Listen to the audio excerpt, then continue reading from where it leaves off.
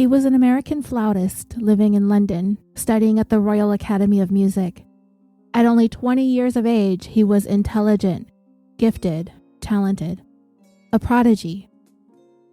On the evening of June 24, 2009, he performed at the Academy in London Soundscapes, featuring the music of composers such as Joseph Hayden, Frideric Handel, and Felix Mendelssohn. But his flute wasn't the only thing he brought with him the evening of his performance. He had with him a relatively large piece of luggage, a rolling suitcase that contained in it the accoutrements of a thief, gloves, a small flashlight, a pair of wire cutters, a glass cutting saw with a diamond blade. After the concert, he retrieved the suitcase from his locker and put his plan into motion, making his way towards the Natural History Museum in the town of Tring. This wasn't the first time he'd been there, but it would certainly be his last. After months of reconnaissance, investigating, casing, scouting, scrutinizing, studying, evaluating, analyzing, and planning, he was confident that he would be able to make his way around the walls, the barbed wire, the cameras, and the guards in order to get what he was there to pilfer. A collection of coveted relics of the past, many of which no longer exist anywhere in the world. Unique, rare, endangered, extinct, priceless, and irreplaceable. All for a hobby that grew into an obsession and a golden flute. In this latest series, I'll be taking you across the pond to England for one of the most baffling crimes ever carried out. This is California Dreaming, and you are listening to the tale of the Great Feather Heist.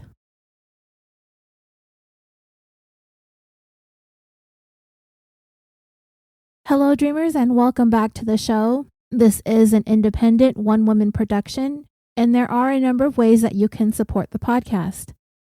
You can leave a rating and a review on Apple Podcasts or whichever platform you listen to the show on, preferably 5 stars if you truly enjoy listening. It pushes us up the charts and helps new listeners discover us. You can recommend the show in true crime podcast fan groups. You can like our Facebook page, leave a rating for the show there too, join our discussion group, and follow us on Twitter and on Instagram. And if you would like to go above and beyond, you can support us on Patreon.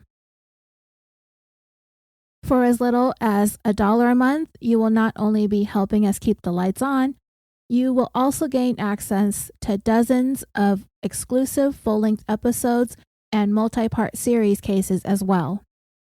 If a subscription is not your thing, then you can make a one-time contribution through PayPal by using our email, californiapod@gmail.com. Much of this episode is based on the research and investigation into this crime conducted by Kirk Johnson, the founder of a nonprofit called the List Project, which I mentioned at the beginning of part 1. Johnson wrote a book about this case we are covering today entitled The Feather Thief, Beauty, Obsession, and the Natural History Heist of the Century. It will be referenced in the episode and in the show notes.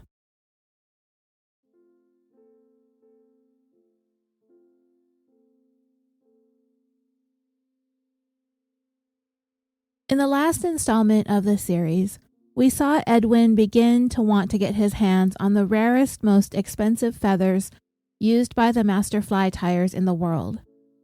He began doing odd jobs to earn money, and as he began to expand his feather collection, he started getting better and better at the hobby and was becoming very well known in the community, and this only expanded as the internet came along.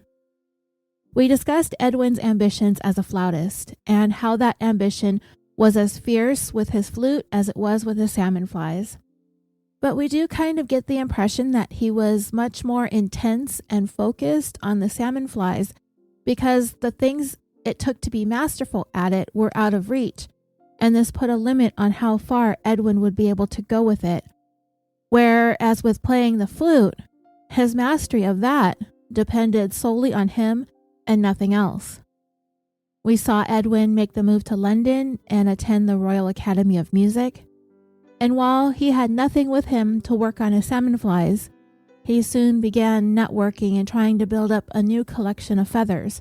He was traveling to trade shows and demonstrating his skills for other tyers. Then he finally decided to visit the Natural History Museum, where he was told that they kept some of the most beautiful and exotic birds found from every corner of the world, many of which whose feathers had been used in 19th century fly tying. And after Edwin laid his eyes on these bird skins at the museum in Tring, he just had to have them. So let's pick up our story from there.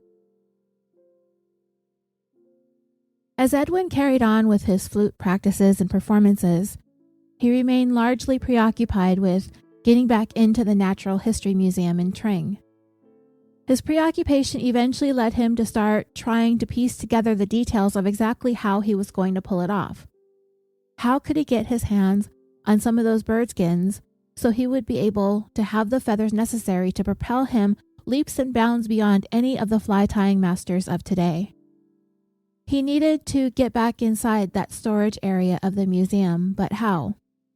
He knew basically the locations of the birds that he wanted, so what he needed to do was to try and work out which route would be most efficient to make his way through the hallways where the bird cabinets were kept, and which specimens should he go for first. What order would make the most sense? And what about the security staff? He needed to factor all of that in as well. He wondered how many guards actually worked on any given day. How many times did they make their rounds? How often? Every hour? Every half hour? How much time would he have to do what he wanted to get done? And what about surveillance cameras? Were they all over the place? Was there any way of avoiding them? Would there be a guard watching cameras at all times? Edwin thought maybe he could try to get into the museum without anyone knowing he was there or seeing him. Maybe he could climb through a window. But if he did that and he filled up a suitcase full of bird skins, would he be able to climb back out, lugging that suitcase along with him?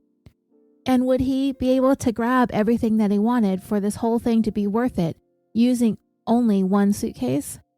Would it be feasible to bring perhaps 2 large suitcases? As the days and weeks passed and Edwin's mind was filled with ideas and questions, he had doubts, but that was often quashed by his sheer desire for those birds and their feathers to last a lifetime. There was this part of Edwin that was telling him that this was a stupid idea. You're never going to get away with this. You need to get over it. There are just some things in this world that you can't have. And the feathers of protected, endangered, or even extinct birds is one of them. So let it go.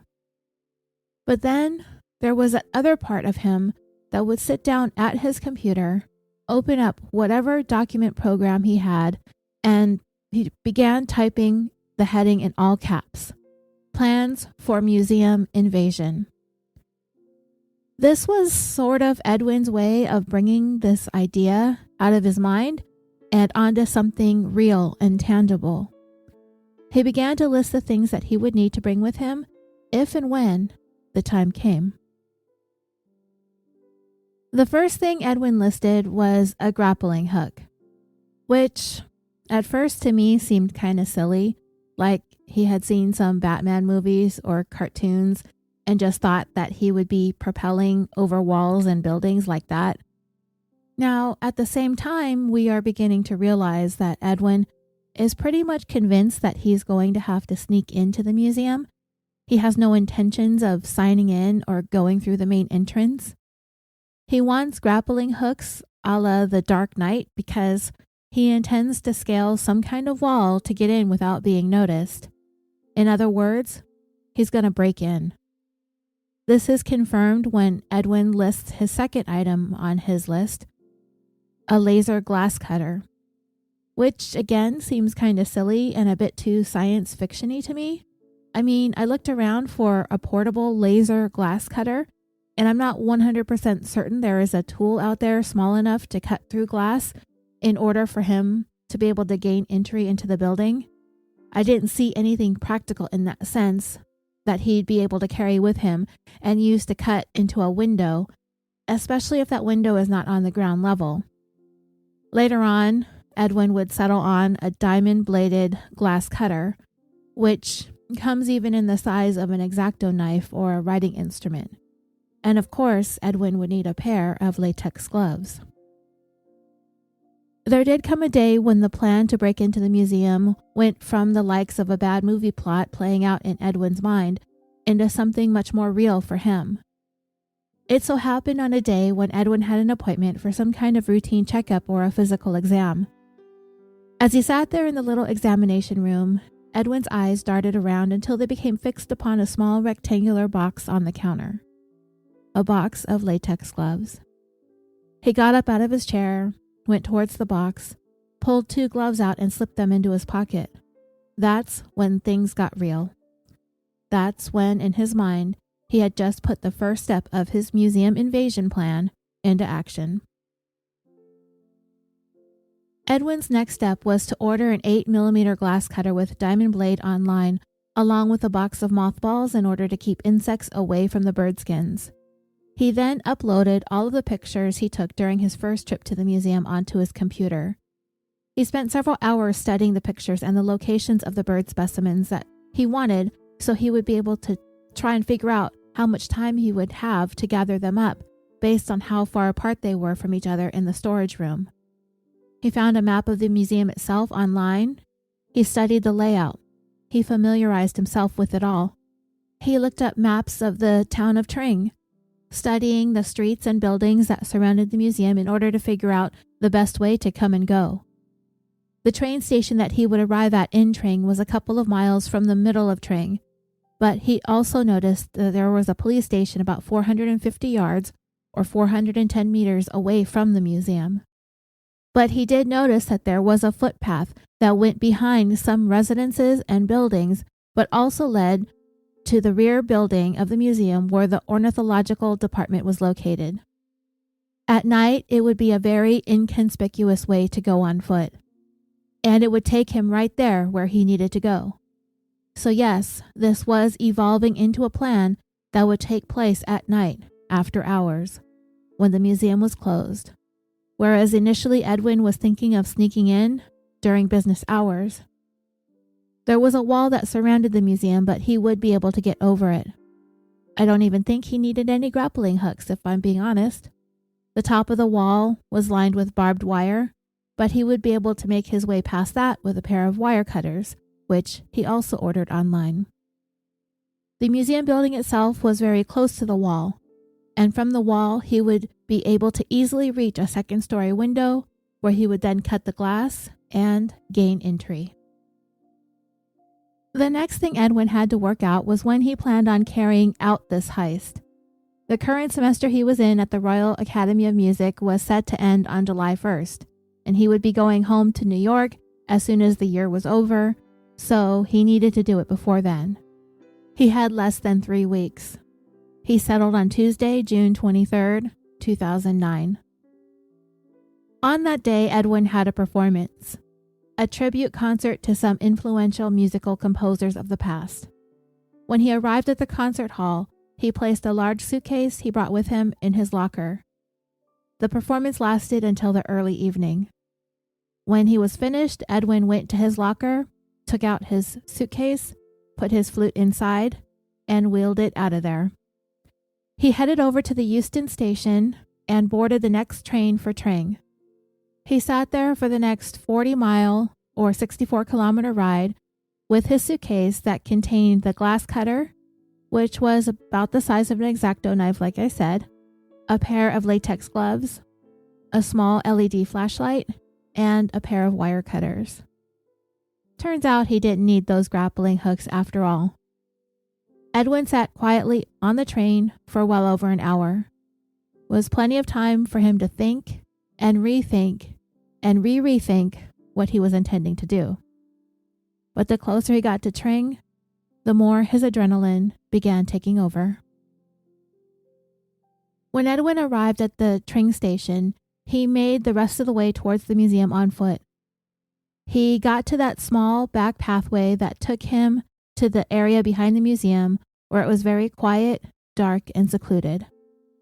He managed to climb up the wall, and when he got to the barbed wire, he used the wire cutters to clip about 3 pieces of it, which allowed him enough space to get on top of the wall. Once he was up there, he was very close to the window that would lead him to the inside of the ornithology department, but he soon realized that somewhere along the way between London and Tring, he lost his glass cutter. For a brief moment, Edwin wondered if this was some sort of sign that this whole idea was bad. I mean, it was bad, but he was reconsidering what he was doing.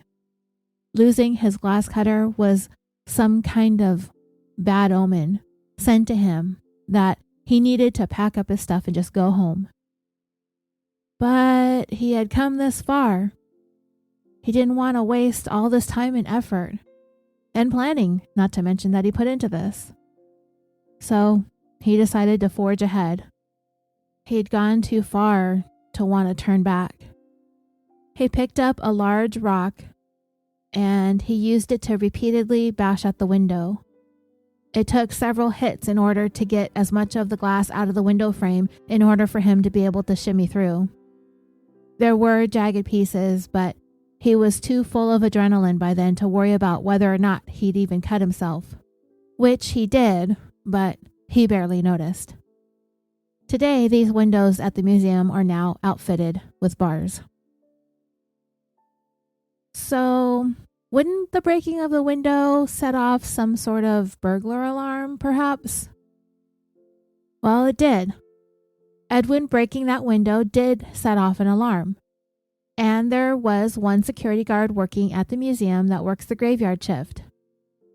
Now, the author of The Feather Thief, Kirk Johnson, did interview Edwin Rist extensively, which is why we're able to have a glimpse into his mindset as he's going through the motions of pulling off this break-in.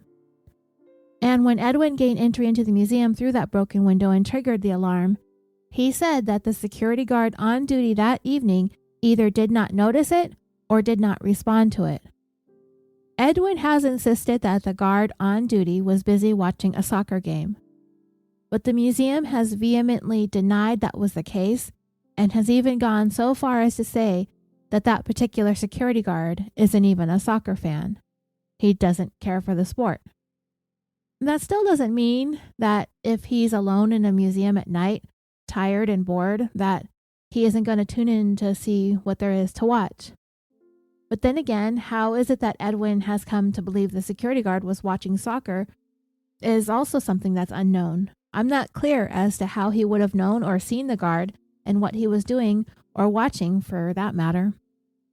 Those in charge of the museum were thoroughly embarrassed by this break-in, and this would play a pivotal role in what would happen with Edwin later on down the line. Regardless of what the security guard was doing, watching soccer, sleeping, picking his nose, whatever, he did not react to the alarm. He did not notice Edwin. So, he was free to run amok. And run amok he did. Once inside, Edwin stared down the dark hallway with all the steel cabinets with all the birds inside them. So based on the route he had planned, using the pictures he took from his first visit, Edwin began making his way down the hall, opening drawers that contained the birds that he wanted the most. He intended on picking only the best ones of the lot, but because the flashlight he brought was kind of small and dim, it was hard for him to tell which ones had the best feathers. So he began grabbing whatever he could, but making sure to get the biggest birds and the male ones. In his book, Kirk Johnson wrote, 1,500 unlocked steel cabinets lined the route he had plotted, containing hundreds of thousands of birds. Only a small placard bearing Latin scientific names indicated their contents. His flashlight cast a faint dome of light as he hurried down the hallway, scanning for Contigidae, which contained the Indian crow, also known as the red-ruffed fruit crow. He originally planned only to take a handful of each of the species, but when the moment came, he couldn't help resisting emptying out entire trays. The only Indian crows he left behind were the smaller females and the juvenile males, which hadn't grown in their orange breastplates. 47 Indian crows weighing about a half-pound each fit neatly into a suitcase. Before proceeding to the cabinets of the 7 species of blue chatterers, he carefully shut the cabinets to avoid arousing the suspicion of the museum staff. After relieving the Tring's drawers of 98 tiny blue chatterers, he made his way to the birds of the Malay archipelago, and that would be the collection of birds in which Alfred Wallace's travels to Malaysia and Indonesia came from. He pulled out a tray labeled Cerculius aurulus, containing 9-inch long flame bower birds of New Guinea, famous for a hypnotic courtship dance in which it raises its wings like a matador while dilating and contracting its pupils. He wedged 17 tangerine and golden skins into a suitcase. At last he made his way to the birds of paradise. He maneuvered 24 magnificent rifle birds into his luggage, which now was brimming with several continents and centuries worth of specimens. Still, he managed to find room for 12 superb birds of paradise, a species renowned for its bouncing courtship dance in which it shows off a stunning breastplate of iridescent aquamarine feathers.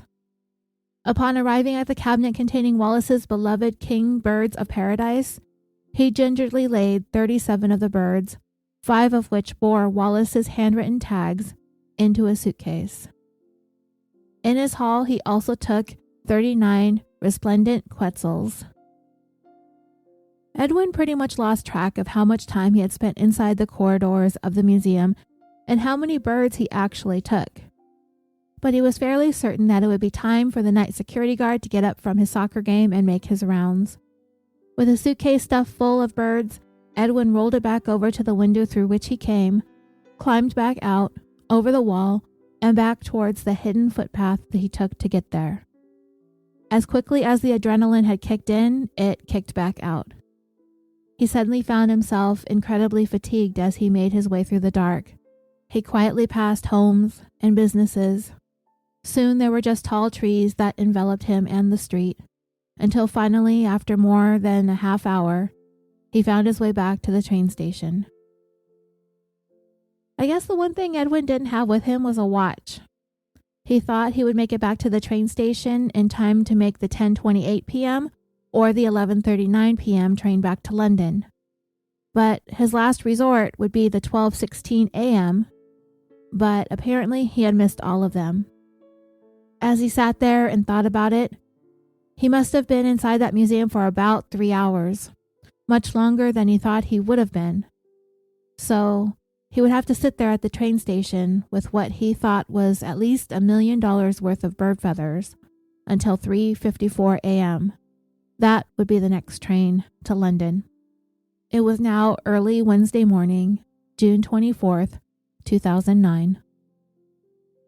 So Edwin was sitting there at the train station.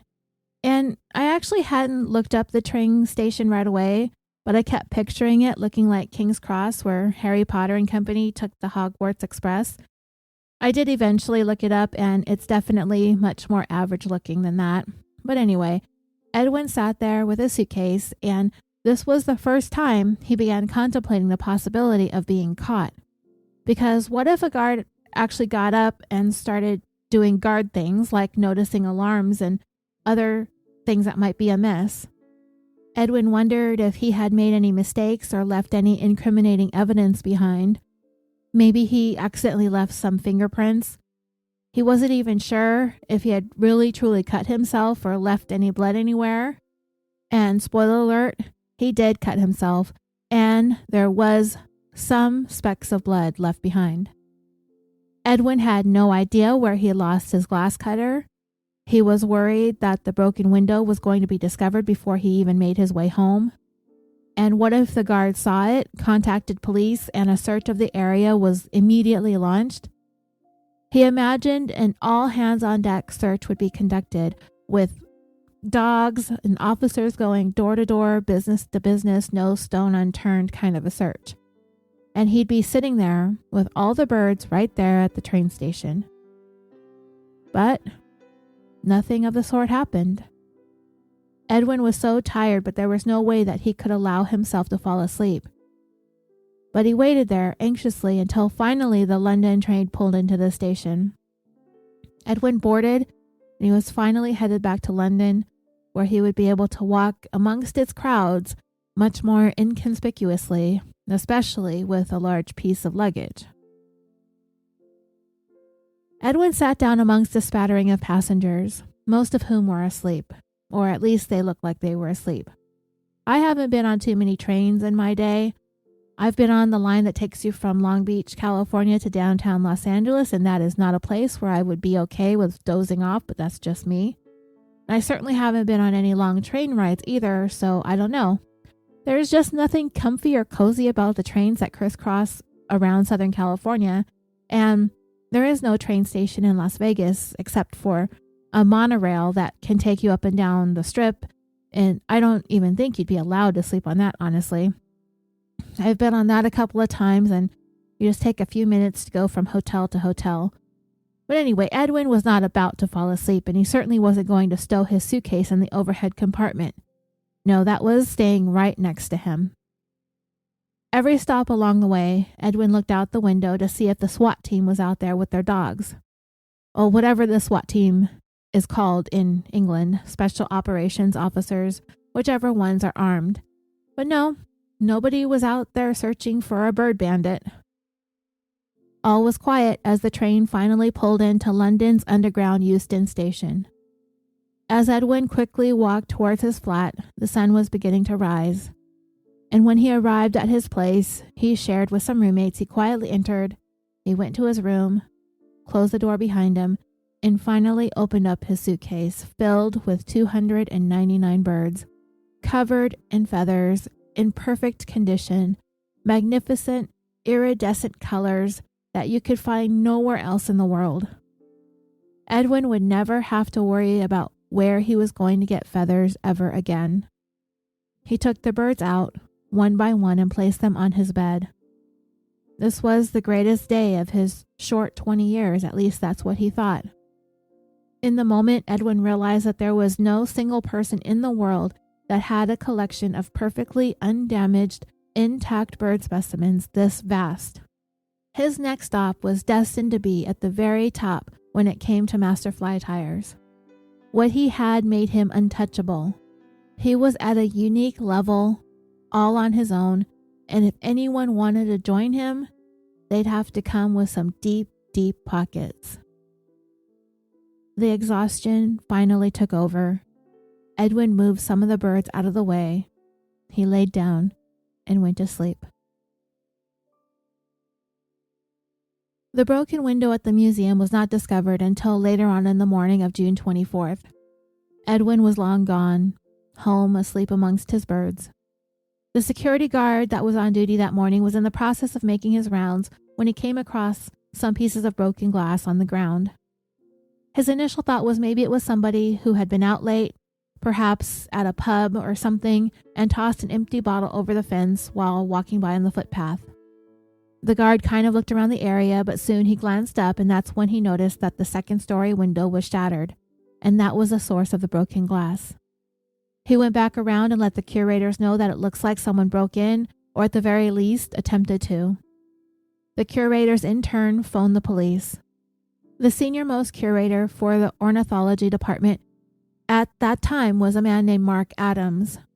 At the time of the break-in, he had been working for the museum for almost 2 decades. In fact, it wasn't too long before the break-in that he wrote an article for a professional publication on ornithology about how losses of collections of endangered and extinct bird specimens had been a growing concern, particularly by theft. Now, the museum, for its part, had taken some measures to ensure that their most prized bird specimens were kept safe. They moved those ones closer to the employees' offices, so if there was anything unusual going on, it would be quickly noticed. They didn't even think it was a good idea to keep all the bird specimens all in one place like they had, because if the museum were to have a fire, if all the birds in one specific collection were kept together, they'd all be lost. But they did that anyway, so that it would only require a minimal amount of extra monitoring. So once Mark Adams learned of a possible break-in, his mind immediately went to their most precious items. Finches from the Galapagos Islands that had been collected by Charles Darwin when he circumnavigated the globe aboard the HMS Beagle. The skeletons and skins from birds that no longer existed anywhere in the world, such as the dodo bird, the last of which was killed in 1681, and the great auk. Now, dreamers, I've heard of the dodo bird, but I had never heard of the great auk, which is spelled A-U-K. Again, out of curiosity, I looked it up. And you know what's kind of a weird sadness about how and why these birds go extinct is because of the human interest in them. Like, people are interested in these birds, so they kill them so they can taxidermy them and have them on display in museums or in their private collections. But in doing so, they snuff out the entire species. I mean, animals have been long hunted for whatever resources they have to offer, and they get hunted to the brink of extinction, at least until laws were enacted to protect them. When it comes to the dodo bird, because they had no natural predators, when humans discovered them, they weren't afraid of us. So they became overhunted. They lost habitat, and because they were so newly discovered, it was too much for the dodo to survive. But when it comes to the great auk, I read the story of how their species came to an end, and history was able to record the very last day this bird existed. I thought it was kind of interesting, so I wanted to share it with you, in case, like me, you've never heard of this bird.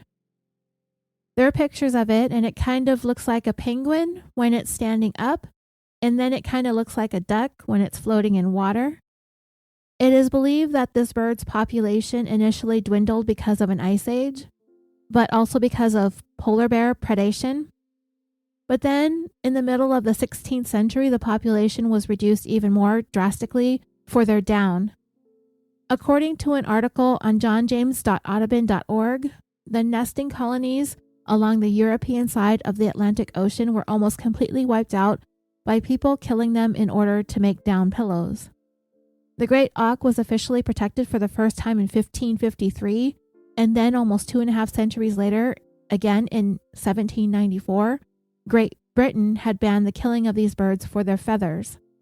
In fact, when people violated these laws banning the hunting of the great auk for its feathers or eggs, they were subject to a public flogging. On the other side of the Atlantic, over in North America, eider down was most commonly used in pillows, and the eider is a species of duck. But by the 1770s, eiders were almost extinct, so they too began hunting the great auk. The eider today, as a species, has a very low level of concern and is no longer considered endangered. But anyway, with countries on both sides of the Atlantic hunting the great auk, its numbers drastically dwindled. And as the bird grew in rarity, the more prized it and its eggs became, especially amongst the wealthiest of Europeans, because they were not only going for the bird itself, but also their eggs had become valuable collectibles. People who went to the nesting areas of the great auk came to learn that the birds lay their eggs over a period of several days, so they could keep coming back over and over again to the breeding colonies and collect eggs. And the only eggs that they wanted were the ones that did not yet have an embryo growing inside. If the egg contained an embryo, they threw it away. It was in July of 1844 that the last great auk ever seen in the British Isles was captured and killed on the tiny island of Stack and Armyn, St. Kilda, Scotland. A trio of men from St. Kilda captured the great auk. They somehow restrained the bird, and it was kept alive for about 3 days. But then a violent storm approached, and believing that the bird was some kind of sorcerer causing the storm, they killed it by beating it with a stick. The last colony of great auks lived on a tiny island off the coast of Iceland called Geirfuglasker, which translates to the Great Auk Rock. It was a volcanic rock that was completely surrounded by rugged cliffs, making it impossible for humans to access the island.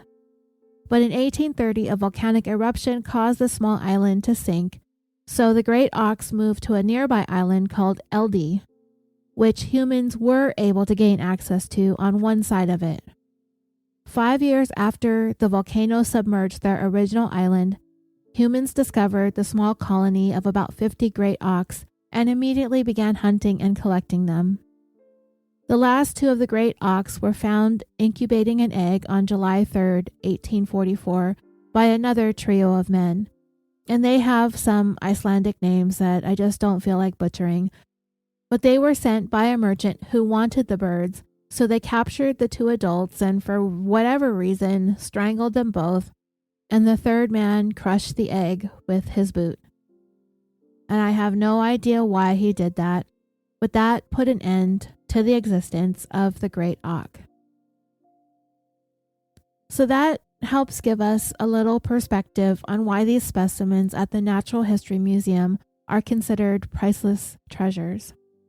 Once they're gone forever.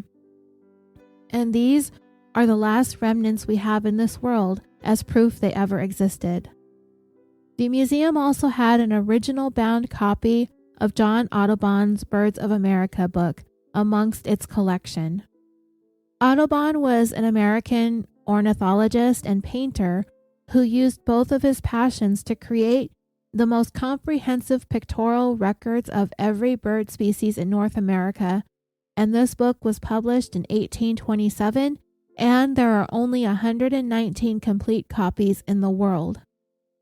One of his books sold at auction at Christie's in 2000 for $8.8 million. Then in 2010, at Sotheby's in London for $11.5 million. These are the items at the museum the curators concerned themselves with the most. So when they held their collective breath and checked to see if anyone had taken any of these items, it was much to their relief when they found that nothing appeared to be missing. Darwin's finches, the skeletons and skins of the birds that no longer existed, and Audubon's most expensive bird book in the world were all in their places. Okay, so what's going on there? When the security guard was asked about what time he thought the window was broken, he was only really able to provide a time span of about 12 hours, which was really disappointing from an investigative standpoint. But as I said, nothing of value appeared to be missing, so they were left scratching their heads. What the heck was the point of the break-in? The police officer suggested that maybe this was some sort of smash and grab. Maybe they came in looking for expensive electronics, computers and such, but a check of the museum staff offices revealed nothing appeared to be out of place. And there was really, essentially, nothing else in the museum of any real value. And the more they thought about it, the more everyone felt a sense of relief that it appeared as though they were hit by some kind of bumbling thief who actually had no clue how close he or she was to the millions and millions of dollars worth in Darwin's finches and Audubon's book if it were sold illegally in the stolen goods trade, aka the black market. But because the most valuable of the museum's items were untouched, there was no call for any further investigation. They just didn't seem to think it was necessary. They did not launch an investigation beyond checking on those specific items. If they had, it would have been a daunting task. Their collection of birds in all those drawers, and there were more than 750,000 birds on hand, would have taken weeks to inventory them all. And they hadn't even done that in at least a decade. It was 10 years since they last took stock of what they had on hand. So an officer made a report about the broken window, and the case was officially filed away.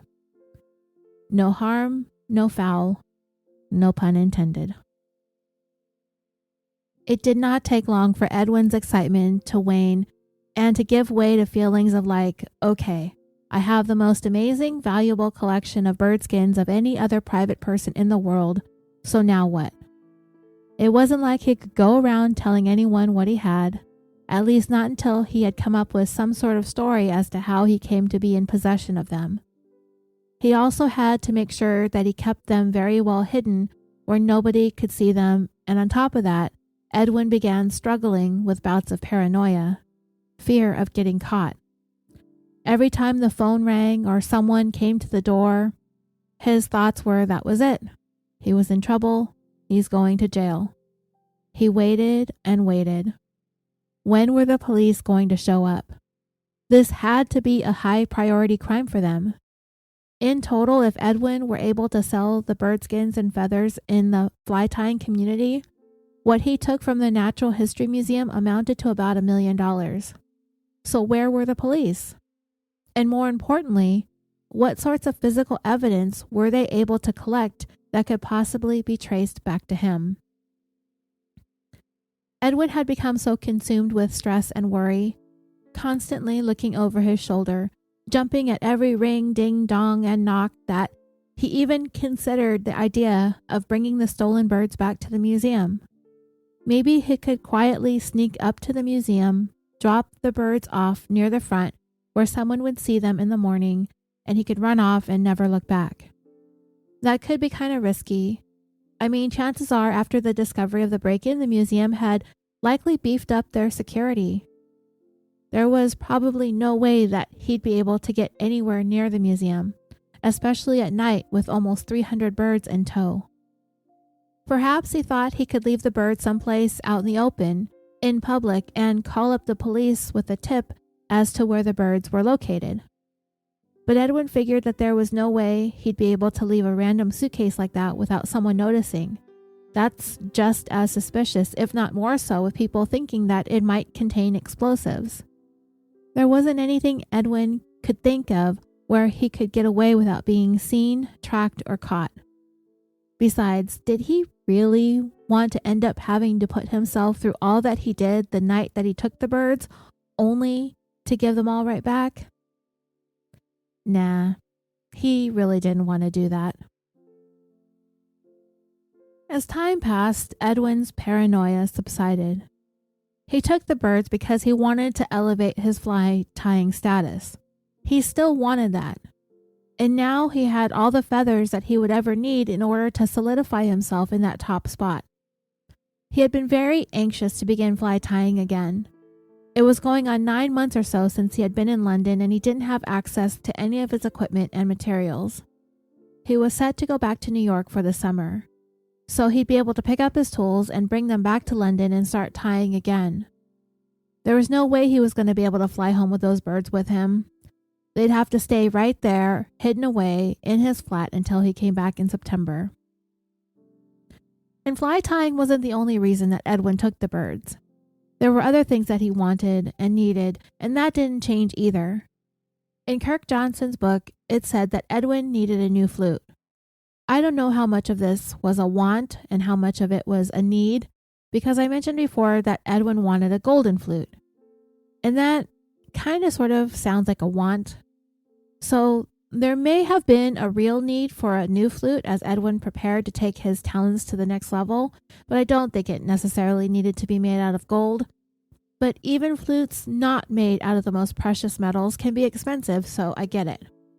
And remember, this is in the midst of the recession, and his parents were still struggling through that, which was another reason Edwin rationalized his actions.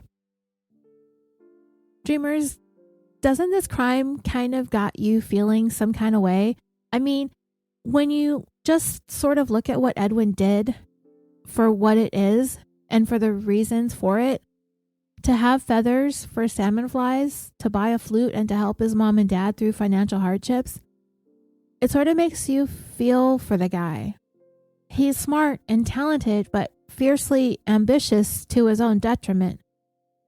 What he did certainly doesn't make for the most awful crime ever, but this is why I felt like it was important throughout parts 1 and 2 to have a really good understanding of the dedication to the study of natural history people like Alfred Wallace had, the lengths that they would go to preserve history, all of their sacrifices. I don't see Edwin having a particular appreciation for that, because he said himself, what do they need dozens and dozens of the same bird over and over again for? He dismantled an important part of history, And I'm not quite done telling you all the details of how Edwin's actions impacted Wallace's life work and the life work of others. We'll get to that. And Edwin had his eye on other aspects of history, the history behind the salmon flies.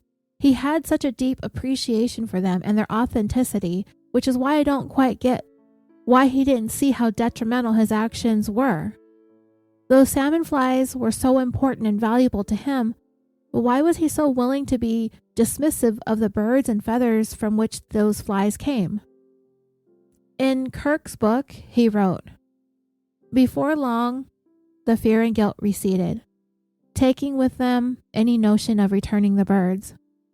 Why should anyone care about some old birds taken from some musty museum, especially when it had so many to spare?" So I guess that answers that question. Edwin rationalized it by making the creation of the salmon fly more important than the preservation of the birds and their history. Since Edwin decided that he was going to go ahead and keep the birds, he decided to sit down and take stock of what he actually had on hand. Making a list on his computer, he counted the birds. And he was stunned at how many of each bird he had taken. I gave you the numbers earlier. He counted and logged them onto the document that he was creating. 299 bird skins in all, 16 different species. He looked at them and thought about all the yard work he had done for neighbors just to be able to afford a couple of rare feathers from online sellers. All the time he had gone to secondhand stores, vintage shops, yard sales, estate sales, reaching out to zoos to see if they would be willing to send him molted feathers, being outbid on birds and feathers being sold on eBay over and over again, leaving him stuck with fake, dyed replicas of the prized bird feathers that he wanted so badly. As Edwin looked at all the birds that he had before him, he felt those days of struggling for feathers fade away. Even though he thought about how 19th century fisherman and author George Kelson struggled a century ago to find feathers from a bird of paradise, and here he had 37 of them. He had a collection that was unparalleled. Clearly, Edwin had more feathers than he would be able to use in his lifetime, and it was his intention to try and sell some of the birds or the feathers in order to raise money for the coveted gold flute and to help his mom and dad get through their financial struggles. So he next tried to decide what would be the best way to try and sell these things. There were two options that he thought of right away. He could reach out to the fly tying community, single out the ones that would have the most money and see if they were interested in purchasing whole bird skins. If he did this, he'd be able to make a lot of money quickly. The second option was for Edwin to pluck the feathers from the birds and sell them off in custom batches to customers online. Obviously, it would be more work. It would be something that he would have to be committed to across time. He'd have to deal with a lot more buyers. The money that he would make wouldn't come in as fast, but in the long run, the payoff would be higher. After considering his options, Edwin came to the conclusion that if he sold the feathers off in individual packages, he believed that the likelihood of him being busted was higher because he would be dealing with a lot more people, which increased the risk. He was also worried about selling feathers online because that for sure could be traced back to him. And if there ever came a time when anyone asked him where he got the feathers or the birds, the story he came up with was it was a lucky find at a local antique shop or a random estate sale. Selling off the feathers in individual packages would also take up more time than Edwin felt like he would have to be able to dedicate to it. Between his flute playing and his studies, he didn't see himself having the enormous amounts of time that it would take to harvest the feathers off of each bird, finding matching sets, taking pictures of every single feather that he was going to post, writing up descriptions, getting materials, baggies, mailing supplies, setting up the online business itself, forms of payment, runs to the post office, dealing with customers. It was a lot.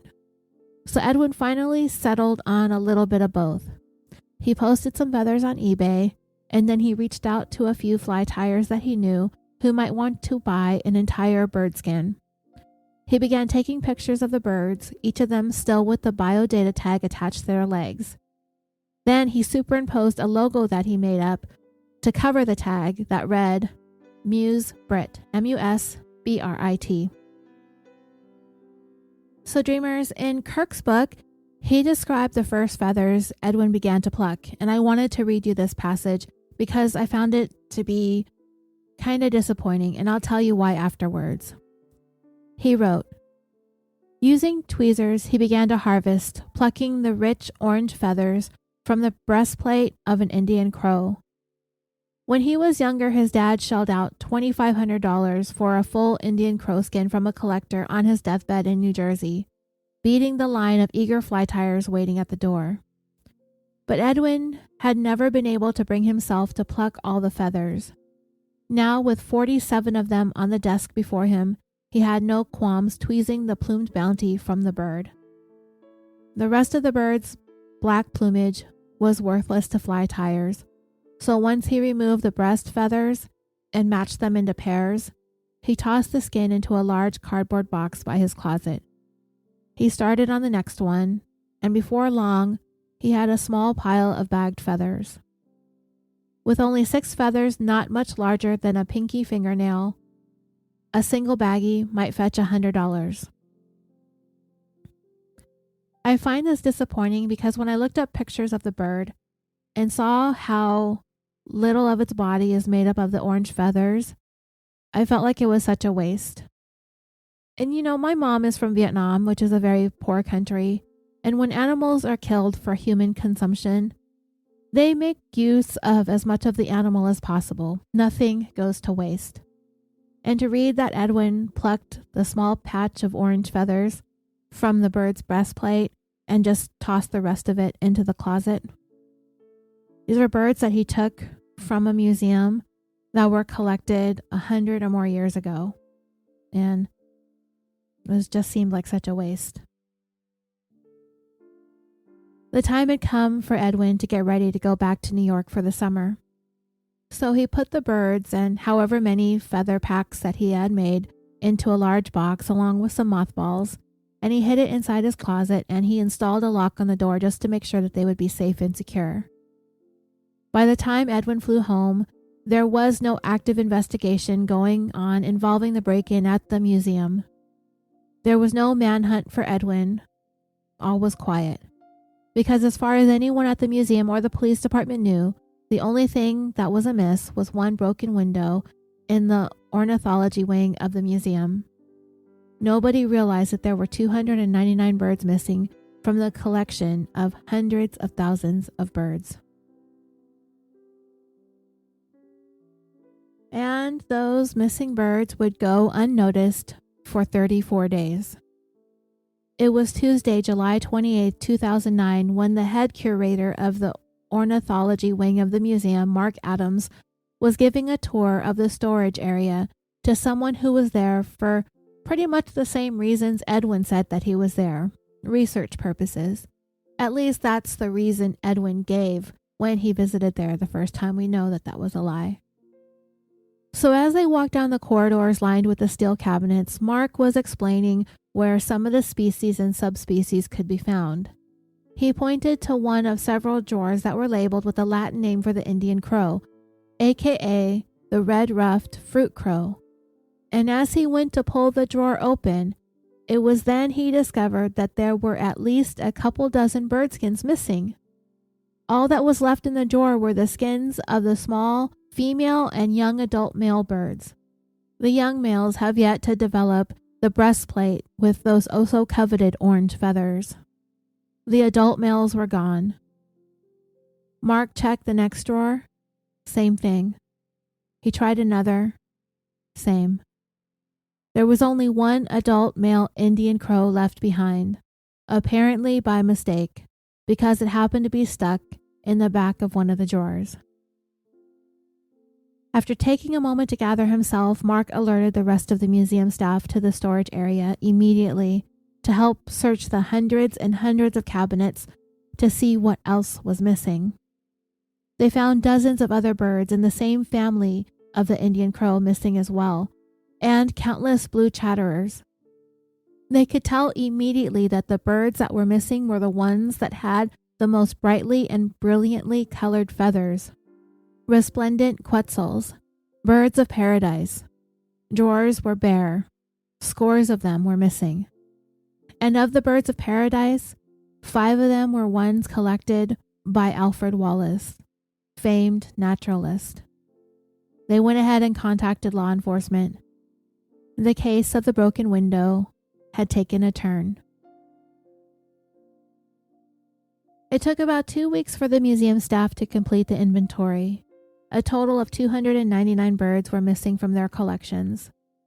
The loss was heartbreaking for these curators. They understood the historical and scientific implications of what had happened. And unless they got all those birds back intact, it would be impossible to recover from such a loss. There are no do-overs in history. Because of the type of birds that were taken, and the fact that the same birds were taken over and over, they surmised that this crime really didn't have anything to do with any sort of scientific interest in the birds, because whoever did this only took adult males. This appeared to be committed by someone who had a very pointed focus on very specific birds. Otherwise, whoever did this would have taken the females and the juveniles too. All of the birds taken had plumes with the most magnificent and iridescent feathers in an array of colors.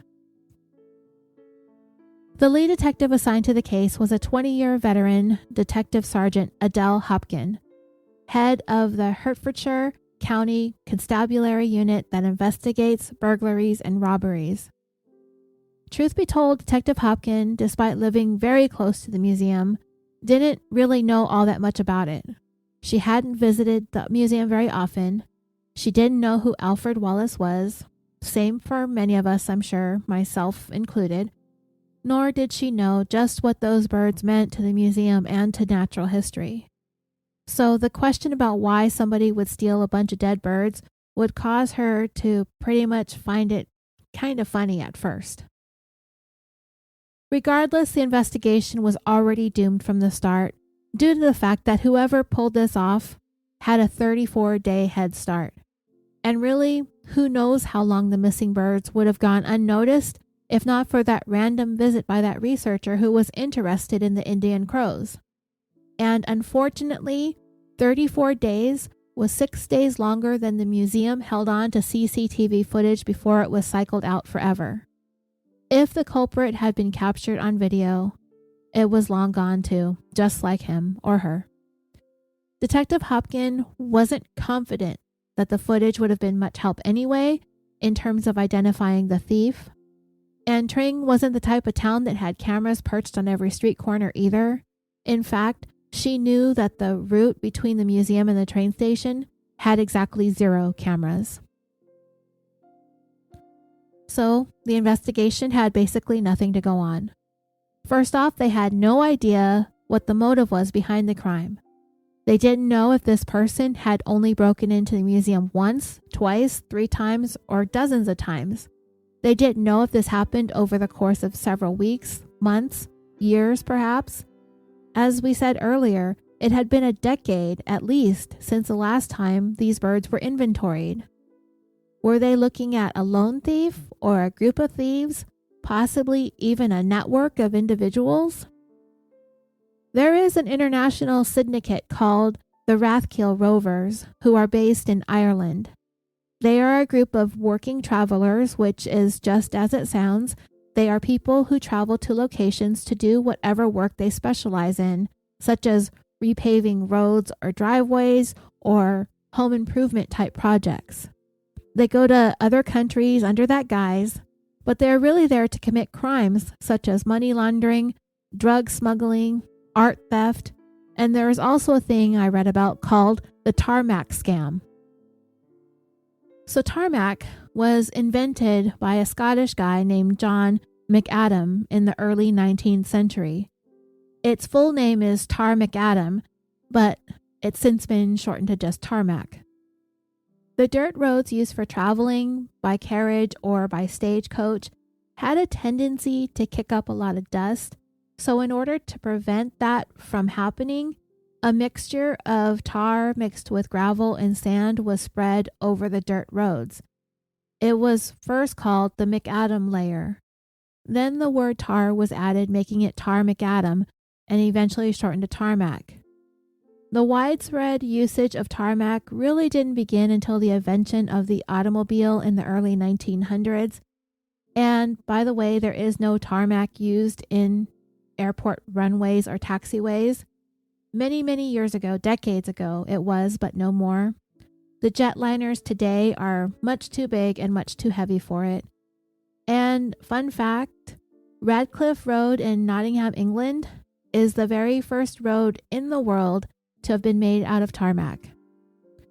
So anyways, the tarmac scam is a confidence game that is apparently mostly prevalent throughout Europe. A construction worker will talk to residents in any given neighborhood. Usually they target the elderly, and they tell them that they had just finished up a paving project nearby, and that they have some leftover material. And if they would like to have their driveway resurfaced at a discount, they could do it. When they get a customer, instead of using real tarmac, they pave the surface with broken up pieces of gravel and car oil. Then they cover it all with milk to make the surface look like it has a sealant. Then the customer is told they have to wait a certain number of days before they can walk or drive on the surface. So by the time they do, their whole driveway falls apart and turns to mush. The scammers are long gone. Because it's kind of a low priority crime, law enforcement doesn't spend too much time on it, but the scam does take in millions and millions of dollars every year. So that was off topic. But my point is that this Rathkiel Rover gang, known for those types of crimes, is also known for stealing works of art and things like rhino horns and Chinese jade. So the museum staff wondered if perhaps they were the ones responsible for the break-in, since they've been known to commit these types of crimes. While that theory was being floated, Detective Hopkin began wondering if someone on the inside was responsible for the heist.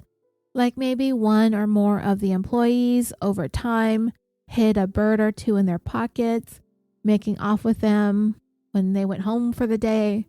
But that theory quickly fizzled after Hopkin interviewed everyone on staff, and it became abundantly clear just how devastating everyone was about the discovery of the theft.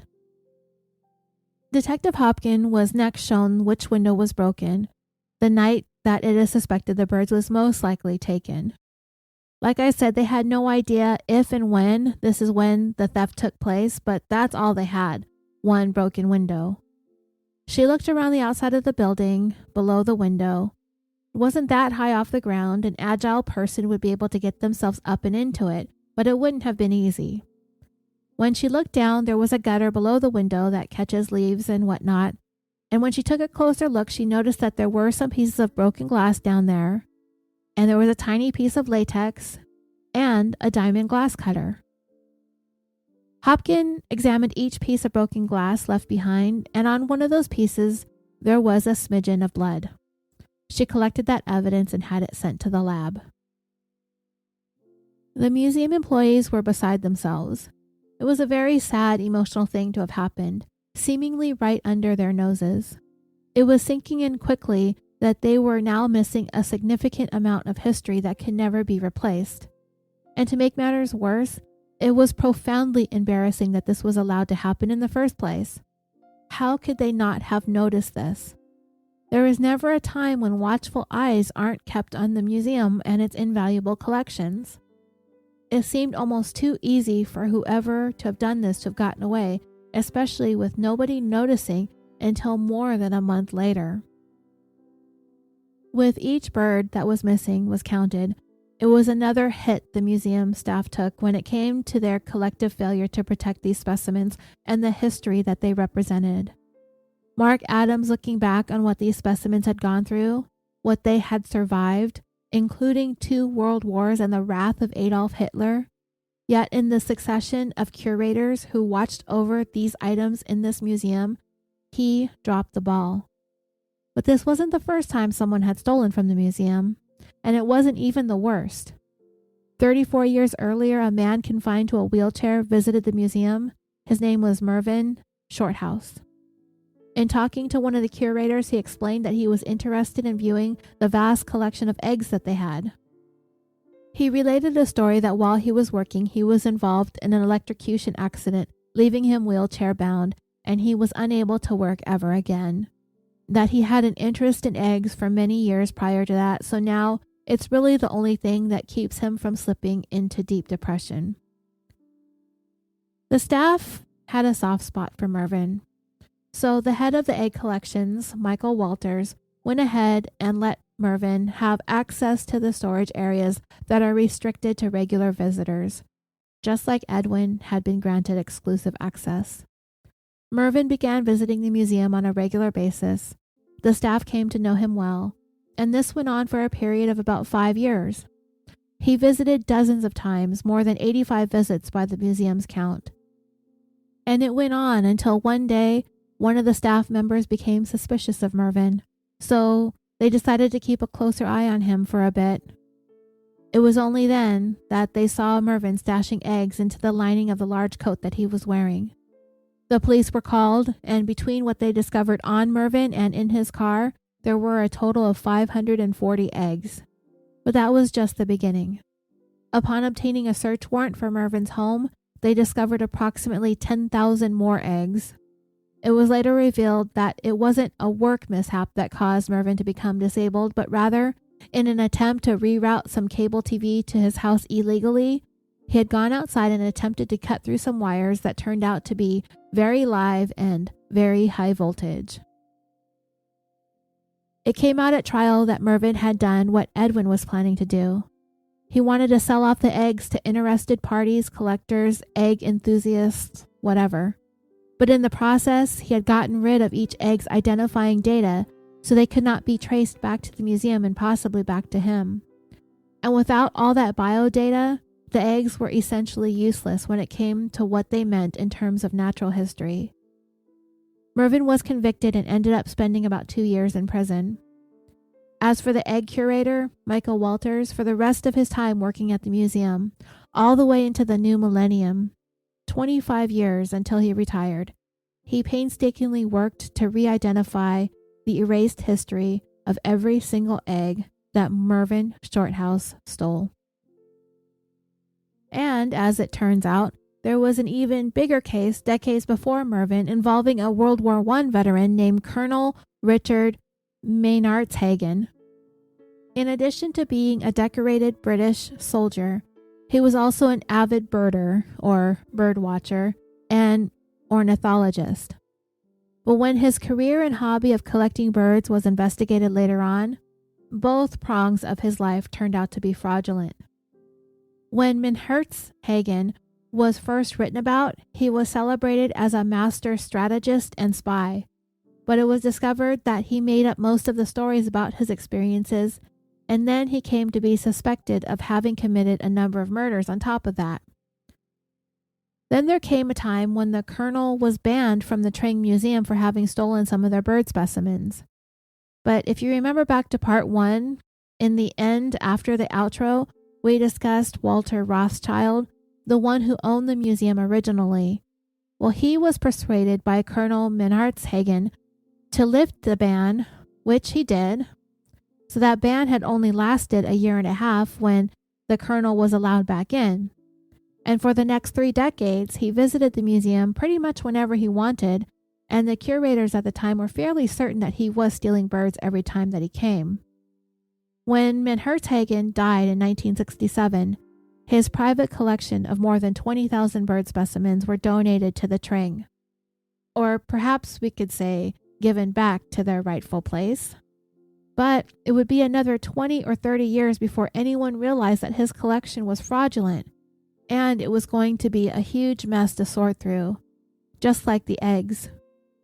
The colonel, when he took the birds from the museum, he removed the biodata tags attached to each one and replaced it with his own, essentially claiming that he was the one who collected the bird. So whatever biodata he placed on the birds really could never truly be verified. While the curators worked for years to sort through Maynards Hagen's fraud, the thefts from the museum continued. And it wasn't just from the Tring. Other natural history museums around the UK had suffered losses. But the thing is, it was such an embarrassment that the crimes were kept quiet. They weren't even being reported by the media. It was very hush-hush, and it's a secret kept amongst the curators. In fact, it was becoming so problematic, there was an attempt in 1999 to publicize the importance of natural history at a conference that was held in the historic village of Aston Clinton in England called Why Museums Matter. Across Europe, natural history museums have on hand approximately 4 million bird skins in total, and the Tring was by far the museum that had the most. The problem was traced to funding issues. The museums were not getting enough financial support, leaving their collections vulnerable to theft. In addition to that, they wanted to set up a system to keep the museums in the know when it comes to which of their specimens might have high black market values, and if there was any particular museum that experienced a theft of a particular specimen, then all the other museums would be alerted so they could beef up security and keep a closer eye on those collections. A universal system was set up that supported a computerized bulletin board that would enable each museum to be alerted immediately, and the Tring was the location of where the system would be based. But when it came to Edwin Rist and the birds that he took, nobody had any idea of the high market value those specific species of birds had in the salmon fly tying community. Like I said before, the museum's most prized collections at the Tring involved Charles Darwin's finches, the extinct dodo bird, and the great auk, and Audubon's book. The museum debated whether or not to go public with the news of this most recent theft. It was going to be publicly humiliating, and they really didn't want to deal with that. But it was decided that if they had any chance of getting those birds back, they would have to go public. There was no other option. The police had absolutely nothing to go on, so going to the media would be the only way to generate tips and leads for the investigation. Detective Hopkin had little to no hope of solving this case unless they got some good, credible information, though she was waiting on the results from some fingerprint evidence that had been sent out for examination. But at that time, that process was slow too, and there was no guarantee that they would produce any leads if there wasn't a match made in their national criminal database. There was an added sense of urgency to try and recover the stolen bird skins with their biodata tags still attached to them. In the previous two thefts mentioned earlier, the electrocuted egg guy and the fake Colonel military spy bird guy, in both cases, those men removed the specimen data, and it was a nightmare to try and figure out what all they had on hand. So they really wanted to find the birds with their tags, otherwise they'd be useless. History erased again. So Detective Hopkin prepared a statement for the media. They appealed to the public to come forward with any information about what they called an unusual crime. They wanted anyone to call in if they saw something suspicious in and around the museum on the evening of June 23rd into the morning of the 24th. They could call in their tip anonymously to Crime Stoppers. Several media outlets, including the BBC, ran the story. It was also published online on some nature-related websites. And the press release did make its way onto numerous websites dedicated to fly tying, including Edwin's favorite site, classicflytying.com.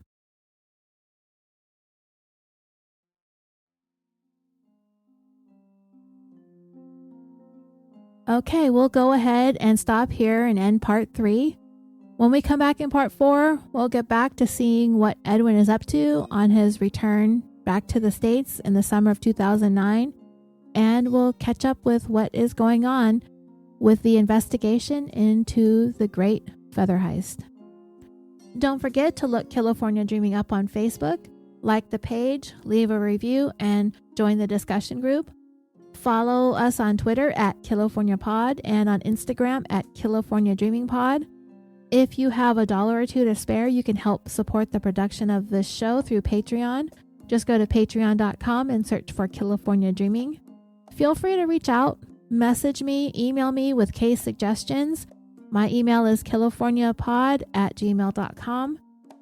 Thank you all so much for listening. We'll be back shortly with part 4. I'm your host, Roseanne. And until next time, sweet dreams.